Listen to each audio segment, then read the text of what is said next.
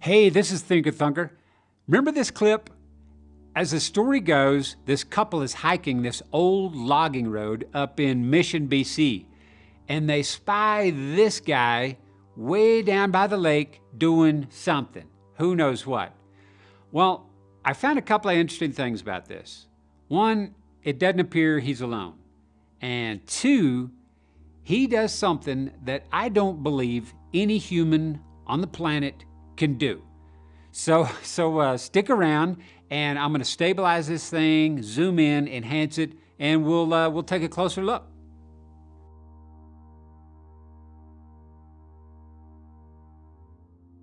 We'll just start back here at the beginning, and we see the big guy coming out of the hole there, and he moves in behind this tree, and now we're going to see where he's reaching up towards this white floating orb. I'm kidding, of course. It's just I can't tell what's there. It doesn't look like there's a tree or anything. But anyway, there's the reach, and it appears he took something, and now he pivots back to his right and did a tossing motion. And lo and behold, the big guy is a southpaw. That's funny to me. I don't know why, it just kind of strikes me as funny. And by the way, he appears to be pretty large. And he also appears to be wearing at least a head-to-toe dark suit. That's all I'll say about that. Can large guys wear black jumpers and go fishing? Sure.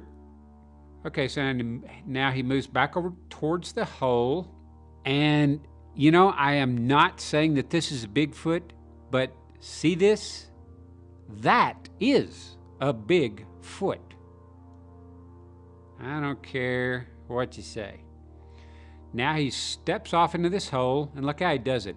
Kind of brings his leg way up like he's some sort of drum major or something, and then steps off into a waist-deep hole. And then he comes over and see this arm gesture he's doing?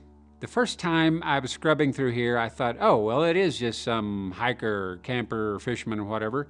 And he's taking his ball cap or his glasses off and plopping them down. And by the way, he's not doing it that many times. I'm just scrubbing backwards and forwards.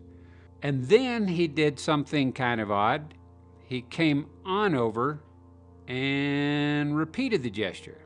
So I thought, why? Is he wearing two ball caps? Is he signaling for somebody to steal third? You know, what's going on? And that's when, scrub back a little bit, watch right up here. Hello. See that little head spy hopping there? So he's got company, at least one, and you can scrub through here and see some what looks like other activity.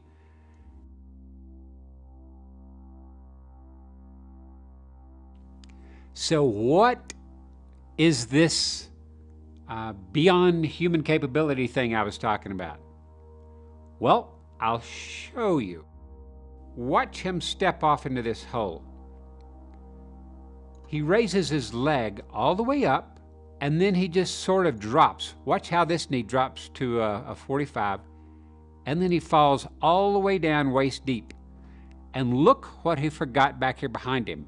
He walked off and left his foot up on the rim back there where he stepped off. And he's still moving off, and only right there does his foot finally come off. Now, I don't know about you, but I generally keep my feet under me, and I don't leave them back behind me when I'm walking. Now, some of you might say, it's an illusion. This ridge right here only makes it look like he stepped off into a waist-deep hole. But no, because his foot is right up there where it was when he stepped off. So, and here it still is, and now it's about waist high on him. So that is a waist-deep hole. So when I saw this, I immediately went out and did some tests.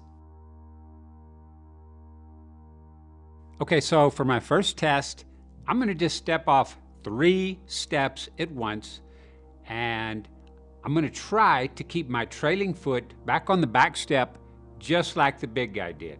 And I'm also going to try to stick it so that my leading foot lands here and I don't budge. And also, I'm going to keep my torso completely upright, just like he does. That's what I'm shooting for. So let's give it a shot.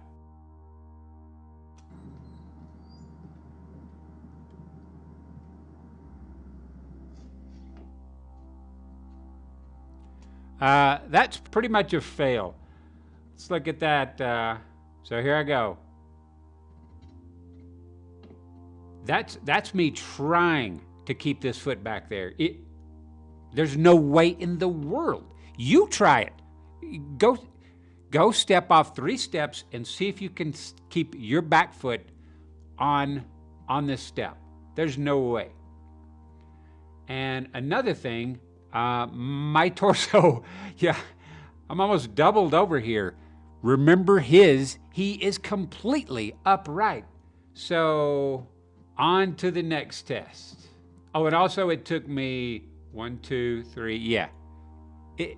I didn't nail it. We'll just leave it at that. Okay, for this test, I'm gonna try it without having to clear out, clear over the steps down below.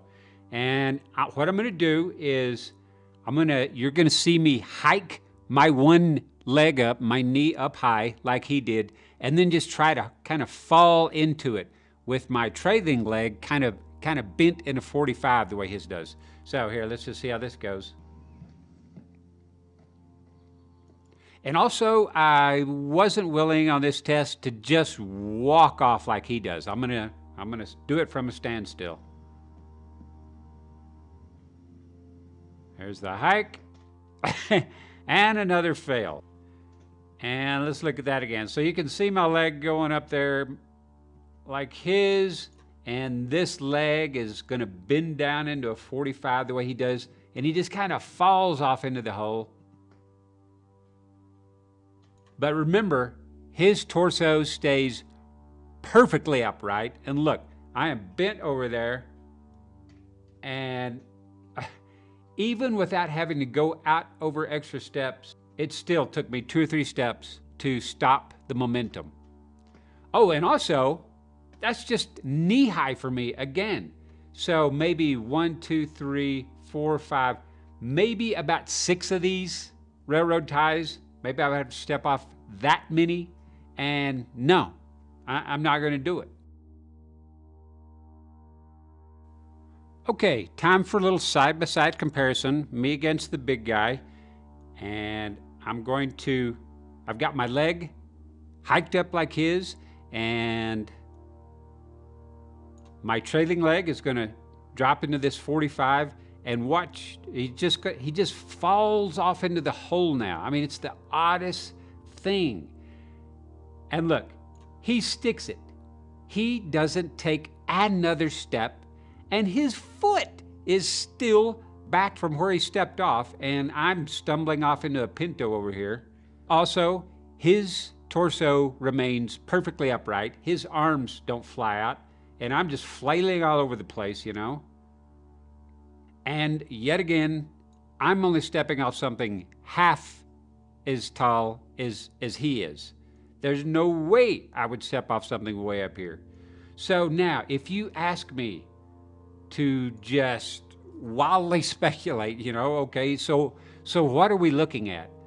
I think this goes beyond somebody just being in tremendous shape, or like a gymnast or something, just balance. I mean, gymnasts still have to balance themselves when they come off and hit the mat. This guy apparently doesn't. And the fact that his foot remains up there is impossible. So I'm going to say that is non-human. And, relax, there's lots of non-human things out there. Your dog is non-human, your cat is non-human, gorillas are non-human, bears are non-human, but I guarantee you, that's not a bear, that's not a gorilla, and I also don't believe it's any of the other 8 billion people on the planet. What it is, I don't know, but it seems better suited to be out running and jumping over rough terrain than I am. So now it's your turn to have, your chance for wild speculation. What are we looking at here? I know some of you are going to see a guy in a monkey suit who happens to be the most balanced, double jointed in his hips. I don't know what it would take. I'm just completely at a loss. I mean, other bipeds, they're not going to have the same biomechanics as we are. His leg seems to just naturally come up, where, remember my first test, my leg is bent straight down, my foot's trying to find the floor, whereas he takes this big crazy step off. So I don't know. We're seeing something different. And I pointed this out in my first video I ever did. It's called 21 Degrees Between Bigfoot and You. And it just points out biomechanics, how like in the Patterson-Gimlin film, what we see walking does not walk the way you and I walk. And it's not a matter of, well, we could walk that way. I'm saying it's physically impossible for any human to walk the way Patty does in the Patterson-Gimlin. So I'm really putting myself out there. But if you think I'm wrong, film yourself doing just like the big guy here. Prove that you can step off into waist-deep holes and keep your foot back behind you as you're moving off. And you know what? I'll post it for you, and I'll be the first to admit how wrong I am here, and how clumsy I am, and how you are just beyond flexible and beyond balanced. So anyway, guys, that's all I've got, and thank you very much for watching.